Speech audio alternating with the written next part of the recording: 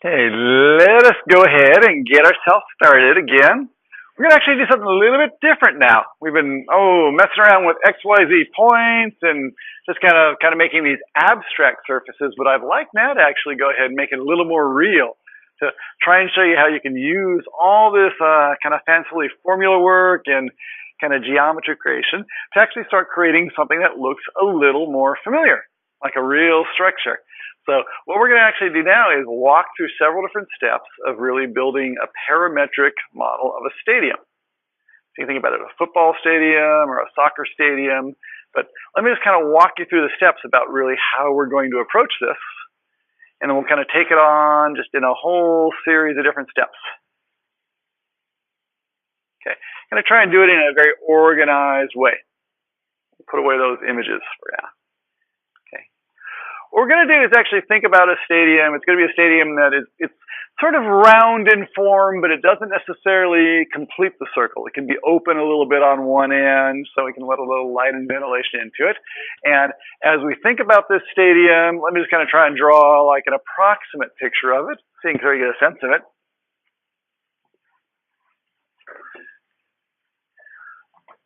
It's going to have a series of different arcs that are going to define it. So we'll assume the field is kind of in the center somewhere, and around that outside of that field, we're going to define a series of different arcs that are really going to define this outer shell. If I look at the stadium in section, it's going to have a series of different curved trusses that enclose the stadium. Apologize, that kind of looks like Pac-Man. But it's really going to have a series of different trusses that are going to go around. And what we're going to do to start with is really just define a series of arcs that start at the lowest level. Okay, then just define different points. Okay, along the curve, which is going to define the outer shell. We're going to use those points to really just sort of define a shell surface. Okay, and from that we can figure out, do we want a shell that goes like this? Do we want it to be very tight? We're just going to define that ultimate shell shape. We're going to do that by actually creating 4 different arcs, which are like circles, but only portions of circles. Okay, so we'll go through and say that one shell arc looks something like that, and then we'll define another one a little bit higher up, and another one, and from these, we'll go through and ultimately kind of create a surface. So what's going to happen is we're going to start by defining those arcs. On top of those arcs, though, we're actually going to start placing different ribs in them. So what's going to happen at each different point? Okay, we want to go through and say that, hey, there's some sort of vertical series that we want to connect together. So we're going to connect. Okay, these what I'll call ribs in there, connecting the 4 different arcs. And each of those different rib locations are going to be where we're going to put one of these trusses. Okay, so I'll apologize for my bad 3D drawing, but it's going to look something like this. That's going to be like one truss. That's going to be another truss. And that's going to be a third truss, like that. So we're basically going to surround the stadium with these different trusses that are going all around it. Okay, so that's going to be defining some arcs. We're going to define some ribs. Those are just going to be locations that'll feed us some points that we can then use to place trusses. Okay, then after that, we're going to go through and place what we're going to call risers or steps. The steps that you kind of think about where you sit or where the seats are located. And for that, we're going to do a very similar sort of operation. We're going to create some sort of arc down at the bottom, which is going to be where these little steps are going to start. And then we're going to define a whole series of different arcs that do this. We step up, we go back. We step up, we go back. We step up, we go back. Okay, and there's going to be an arc for each of those different steps. And what we're going to do is actually use a parametric adaptive component that's going to make each of those different steps that's going to be placed using that arc. Okay, so that's really how we're going to get to this. We're going to put the ribs around it. We're going to put this little risers bowl inside of it. And we're going to do that all just by just using these arcs as the placement points. And really what we have to do is just go through and create the right number of placement points for each of the different types of adaptive components we need. That make sense? At a high level? Okay. Hopefully that makes a good sense. Let's go ahead and come back over to Revit and we'll get ourselves started. And I'll close up all my fun with Trixie's photos and my photo, and instead, open up if you can under Parametric Stadium. Let's go ahead and, for the Revit file there, just go ahead and say open example 9.4. We'll take a look at it, and you'll sort of get a sense of where we're going today. So what I'm looking at here is just, in this little section,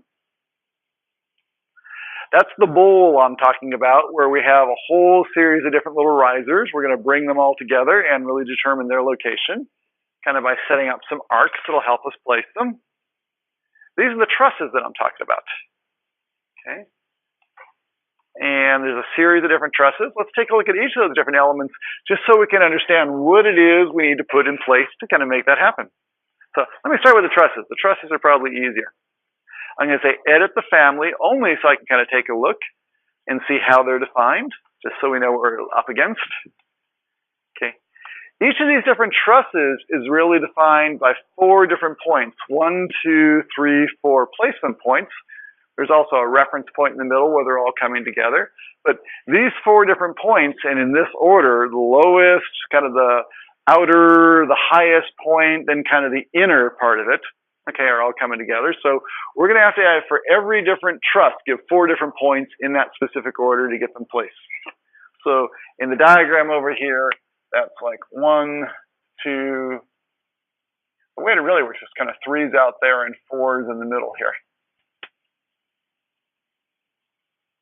Okay, so we're going to give every different truss 4 different points. On the other hand, let's take a look at these risers. These risers look kind of interesting. Let's see how they're defined.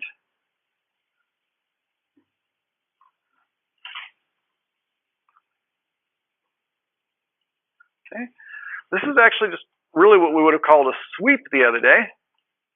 Okay, where in the sweep, there is a profile which has some parameters. The tread depth and the tread height are the ones we're going to play with. There's also a parameter for tread thickness. That'll be the thickness of the step, but we're not going to mess with that too much right now. So tread height and tread depth are going to become important to us in a little bit. And then if you look at how these are placed, you'll see each of these basically has 5 different points to place it. Okay.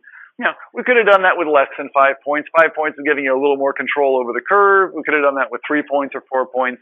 This one had 5 in it. So we're going to need to give it 5 points in order to define where it's going to go. Okay. Like I said, allows 3 would have worked for a very nice smooth arc. 5 would have given me the ability to kind of double back and have an S shape or something like that. Okay, sort of making sense? If that all makes sense, how about this? Back over in that Revit file, if you want to, just to kind of clean things out. Go ahead and just get rid of it all for right now. Okay, that's where we're going. It'll make it a little bit easier as you get going through it. So let us start with just building up where the first step is going to be just thinking about these 4 different rings that are going to define this outer surface. So to do that, let's go off into our add-ins. Open up Dynamo and let's take a look.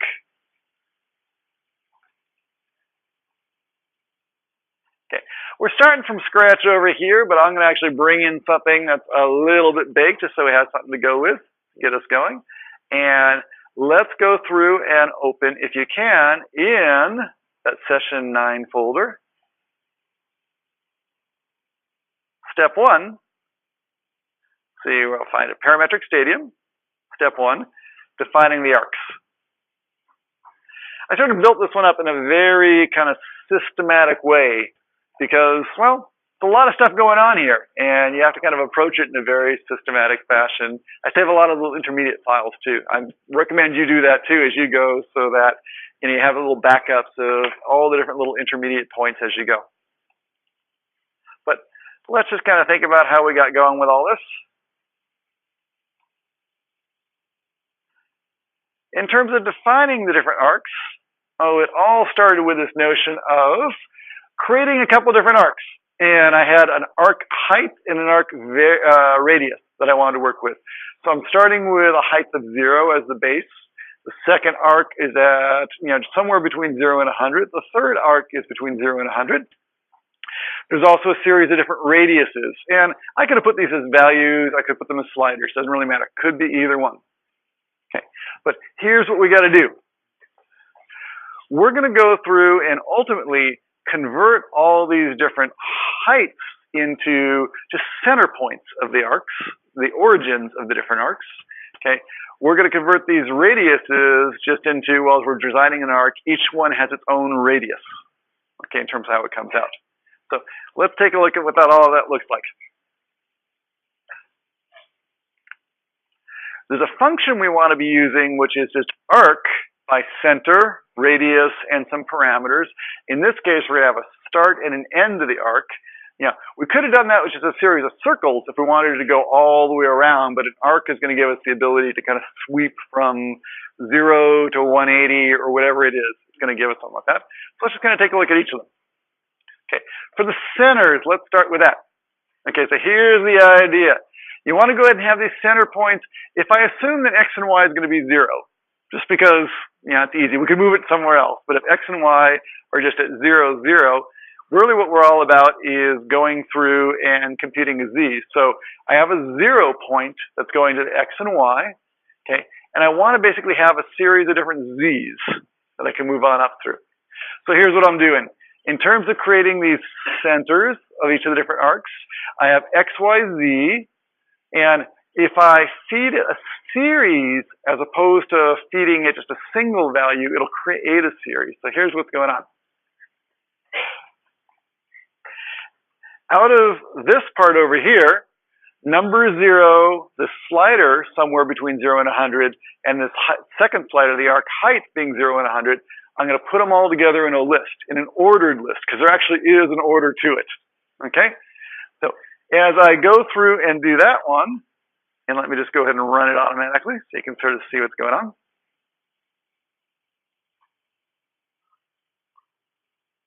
I should get a list of the different heights. Okay, so whatever the values are here, 0, 24, 45.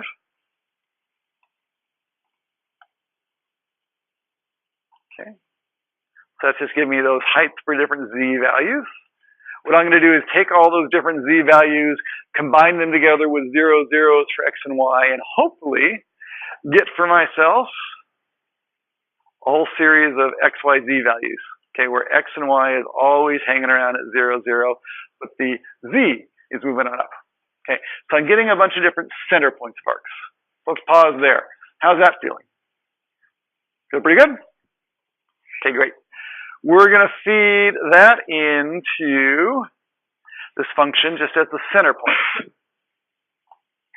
Okay, next up, we're ready for some radiuses. Okay, what I want to do is get the radiuses in the same order as the center points so that each radius is associated with the appropriate center point. So I have a radius for the bottom. I have a radius for the middle. I have a radius 3 for the top. So I have those 3 different radiuses. I'm going to put them together into a list. Okay, so 17, 37, 23, hopefully those are all coming together in some sort of list. Got it? And when I take that and feed that list in, okay, to the radiuses, okay, now we have radiuses. So we're in pretty good shape there. So now we should be able to draw 3 different circles with a center and a radius. Let's kind of pull on out here and see if you can see what's going on. In the background, actually, what's happening is this XYZ, this geometry is being drawn for us in the background as these blue lines. It's not doing anything in Revit yet, but the geometry is shown there. If I want to see the geometry here in this little preview window, what I'll do is I'll do Control G, That gives me the ability to zoom in and zoom out, pan it around, see if I can orbit that a little. So I'm right-clicking and kind of moving.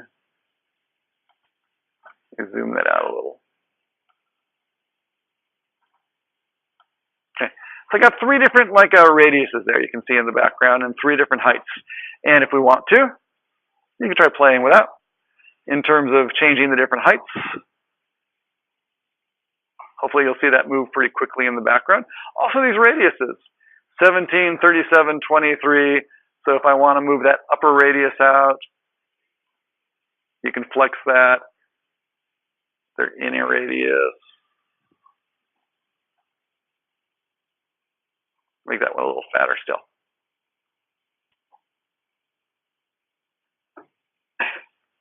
So let's see if you can just sort of flex those. Can you get 3 little blue arcs kind of moving around in the background for yourself?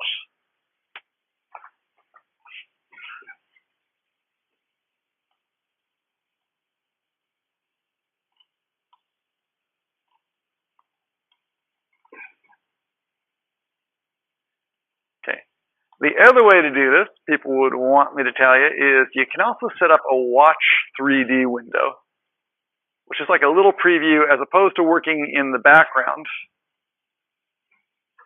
You can just set up this little window so that it's also giving you a preview. Let's see if I zoom out. So it's just another way of looking at it.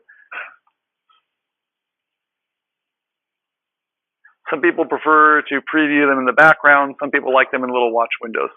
It's really whatever way you prefer.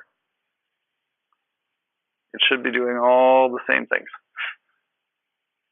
Okay. If we're doing pretty good on that, we are ready to kind of create our arcs. The only other thing we want to think about playing with is this whole notion of where does the arc start and where does the arc end. And I'm starting the arc at 0. Again, I could put a slider on there if I want to, but that's going to start at 0. Okay.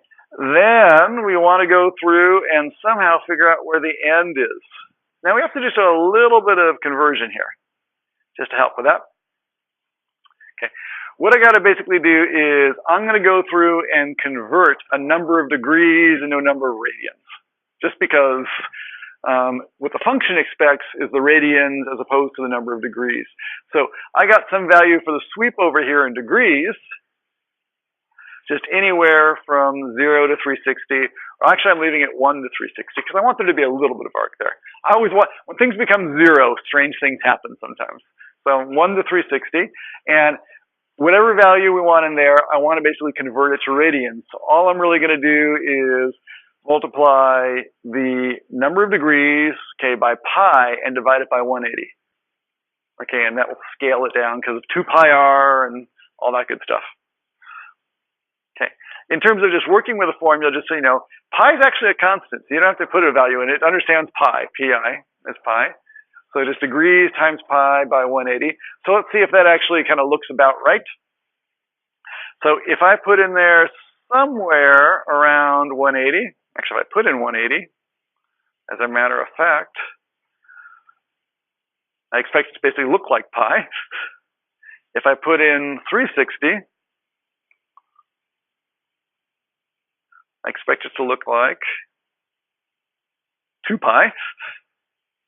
Or if I go through and put in 30 degrees or something like that. Oops, wrong hole. That's the beginning of the range. That's the place where we actually put the current value. Okay, it's giving us just number of radians around there.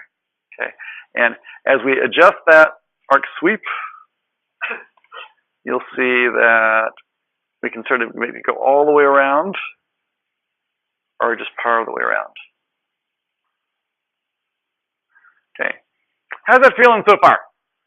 In terms of just getting these 3 different arcs so that we can sort of adjust them and kind of swing them around. See if you can kind of get that part working, because that's really the origin of it all. We just have to be able to kind of get these different arcs in place.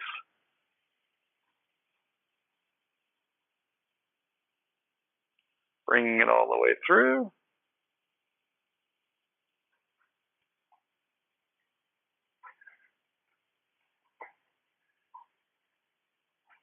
Okay. People are still looking at the machine, so are you playing with it, or what do you think? Is it sort of coming, or is it messing around? Excellent. Okay. If we can handle these three different arcs being in place, we'll go ahead and generalize that a little bit more. Turns out we're going to need a fourth arc, so we can add that in here. I'm just going to open up another file where I've already added it in there. But the second step is going to be, so let's go back to the first step. In terms of defining the arcs, it was really, I created a couple different lists. I created a list for the arc heights. I created a list for the arc radii. I used a number as the start of this arc. I used some number slider for the tail end of what the arc sweep is. Set up some formulas, and I'm using arc by center radius parameters. Okay, that'll take us there. The next step in this whole process is we want to go through and actually be able to take each of those different arcs and divide them into a number of equally spaced points so that we can go through and put ribs going in the opposite direction of the arc. And we did this the other day with the arches. And we had curves and we made the arch beams that kind of went across it. So it's a very similar thing. We're going to use an integer slider just to give us the number of ribs. That'll be the number of trusses that'll be in here. We're going to divide up each of these different arcs by the same number of points, okay, based on that slider. And then what's going to happen is that list of points is going to go through and it'll start over. It'll be 0.1, 0.2, 0.3, 0.4 going around the outside of each arc. And what we're going to do is transpose it, because as opposed to having 4 lists of all the points in a row, what we want is as many lists as we have ribs with 4 points in each list. So as opposed to going this way, we're going to go that way. So that's a transpose of those different lists. That transpose comes back and haunts me every time. Okay, so we'll transpose it, and then we're going to use this little spline function just to draw the ribs so you can sort of see where they're going to be. Okay, so let's take a look at that. So we're hanging around over here. We're doing pretty good.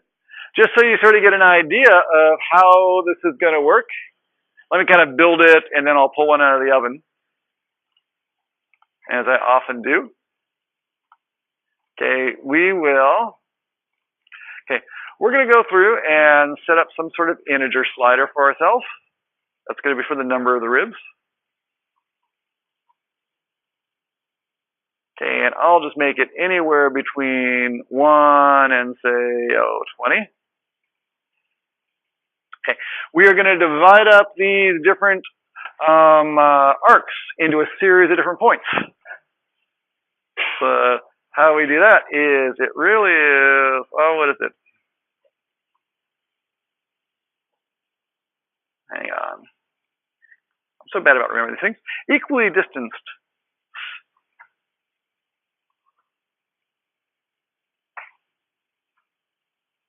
Right there, dividing. Equally distanced XYZs. Okay, so we're going to pull in as many as we decide to make our slider. Okay, and we will pull in that list of arc curves. Okay, and you can actually see what it did in the background there. Okay, so what it's doing right now, it's dividing those 3 different curves into a list of 20 points. You can kind of bring that down if you want to fewer numbers of points or higher numbers of points. But we're actually having it's pretty highly parametric right now. We can sort of adjust the sweep, the height, the bowiness, the number of ribs. You got a lot of control in those points that you have there right now. Okay, so in order to take that list of points, and let's take a look at that list of points. It is right now a list of, you'll see, 13 is an odd number of points. Let me make it smaller so you can sort of see better. Say 6 points. What it's going to give you is there are 3 different lists of 6 points. So far, so good? Okay, we're going to transpose that to make 6 different lists of 3 points. Okay, so we'll say transpose.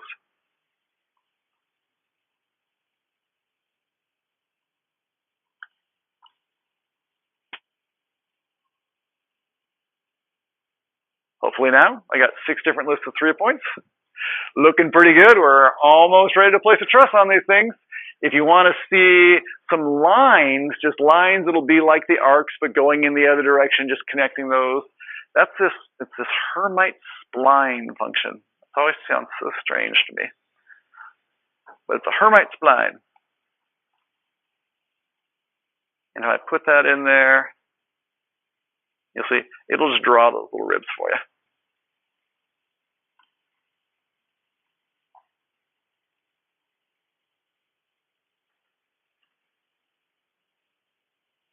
And let's just pause there for a second. So at this point, we're getting pretty far along here. We got these ribs. We're ready to use these ribs to start placing trusses, something like that. We're actually in pretty good shape. So how's that feeling for you guys? Is that okay? I'm leading you down the garden path one step at a time, but it's amazing how far you get, but it's really just very small, slowly, just incrementally building up on things. Okay. We're going to go ahead and change it up just a little. This has the 3 different points. I actually need 4 different points to place this truss because the truss actually requires them. So I'm going to open up another file. As I was building this, later on I actually figured out I needed a 4th one, so I added a 4th rib to it. So if you want to go ahead and start from the same place, do this. Just kind of fix it. If you go to, I'll say no, don't save my changes there. Go to defining the ribs. And you'll see that one, it's pretty much already there. Okay. The big difference is I had ended up adding 4 as opposed to 3. Okay, we're ready to place some trusses on this thing. And let me kind of talk about the trusses we're going to put in there. The truss actually does have a little bit of a shape to it.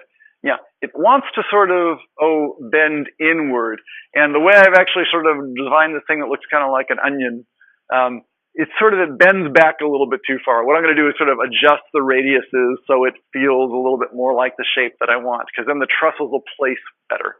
Otherwise, they sort of bend backwards. So how am I going to do that? You can sort of see the little dome in the background here. It's basically a couple different things. I want radius 4. What do I want to say here? Let's actually make the whole thing a lot bigger. 17 feet is not very big. Let me kind of pull that one out to, somewhere around like 40 feet. For the second one, kind of up in the middle here, let me make that, kind of 50 feet-ish, something like that. Okay. For the third one, I can make that similar to the first one. It kind of wants to bow back in. And to make this truss work, it definitely does have to, the 4th one has to be smaller. So it's kind of more like that. It's kind of more like a pumpkin than an onion. Okay, it sort of comes on in, looking something like that. Then in terms of the heights, to make it work also, another thing that's actually sort of a good thing is if height 3 is a little bit higher than height 4, what happens then is it's bending back over. It doesn't have to be, but it sort of works well that way. So if I make arc 3 just a little bit higher and arc 4 just a little bit lower. Okay, it lends itself well for just the shape of the truss. Okay, feel pretty good? Yes?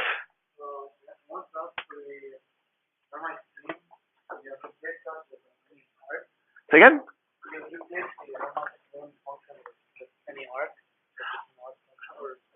Actually, it's interesting. An arc is defined as having kind of a constant radius. So a spline it's a curve just goes through those 3 different points. So it's a little more general. Although, an arc is a case of a spline. It's just that has a constant radius. Yeah, good question. I always think about what the difference between all of them are, because I think it's a curve. A spline is just sort of a smooth curve that is defined to have, I'm not sure if it's, it has something to do with how the curvature is changing smoothly along the different points. It's just kind of a very well fit curve. Okay, but you're right, it's a type of curve. Okay, so we got these guys. We're ready to start placing some trusses on here. So here's what we want to do.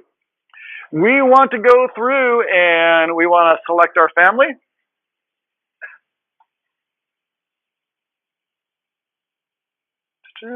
Equal number of that. That's all good. Hermite's fine. Super. Okay.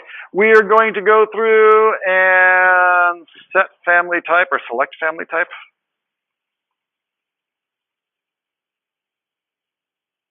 Nope, that's the type parameter. There's,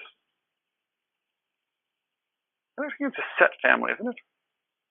I'm always so bad about remembering these things.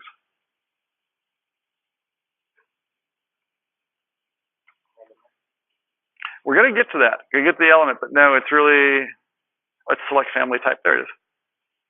I know it was in here somewhere. It's not set, it's select. Okay, so we're going to choose what kind of family we're going to place. And if you go scrolling on down through the list of all the different families that are available to you, scroll on down there. See if you can find the truss. There's the truss.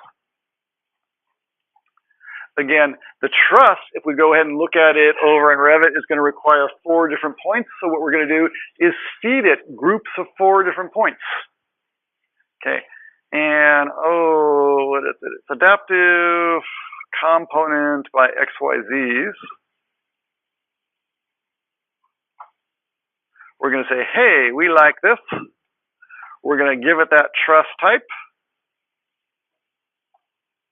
We are going to give it, not the number of ribs, we're going to give it all those XYZ points. Where'd they go? There they are. There's the transposed list of the XYZ points, not the spline, just the points themselves.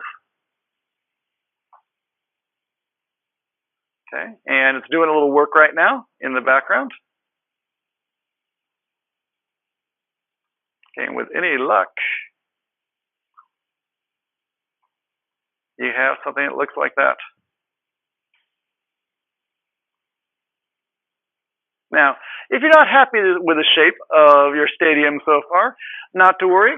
What you would love to do is go ahead and just in the Dynamo environment, be able to keep on reshaping our pumpkin over here to kind of get quick access without actually having to go through and regenerate all the files every time. So let's think about how you can do that. The quickest way is to actually set yourself up with just a little Boolean. Okay, and we can say that, for example, let's go and do this. I'll put in a little Boolean in here, and we will call it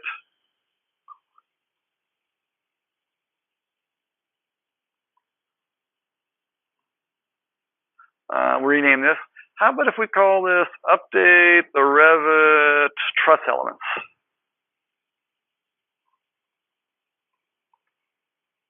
Accept that as a name. Okay, let's use it.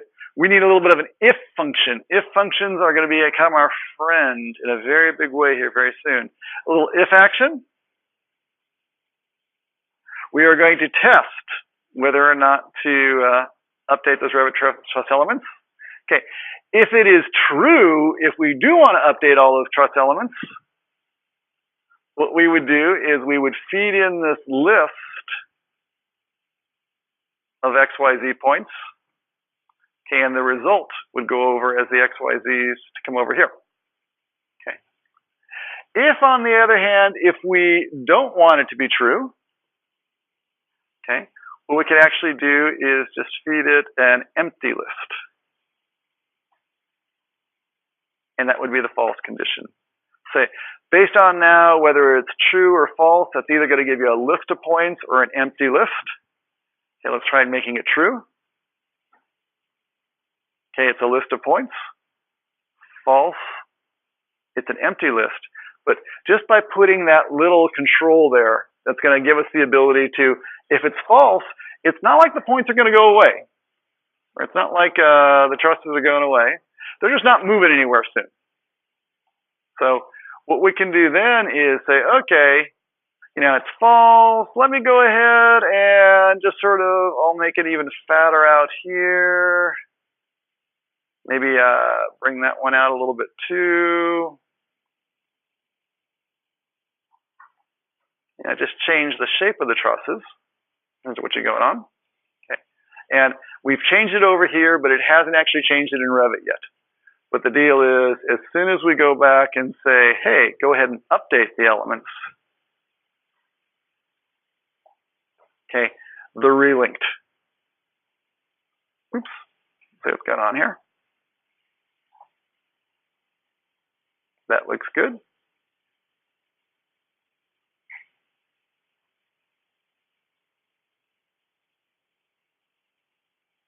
Yep, they're actually good. So again, let's see if we can try something else in here. If I go through and change the radius again,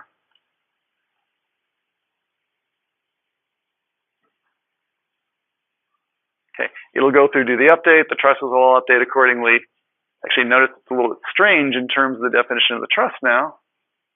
Okay, so we have to kind of watch out for just really, I think it's because our radius 1 and our radius 2 are too close to each other.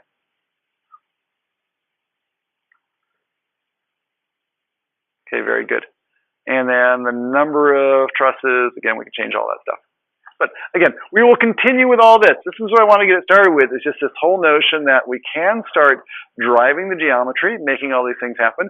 When we get back together next time, we will continue with all this with saying, hey, we got some trusses that we can start to kind of change the shape of, change the frequency of, change the sweep of, all those different things. So, hey, you decided that you want a close to 360-degree closed stadium, you can have it. You want something that's only 30 degrees or 45 degrees,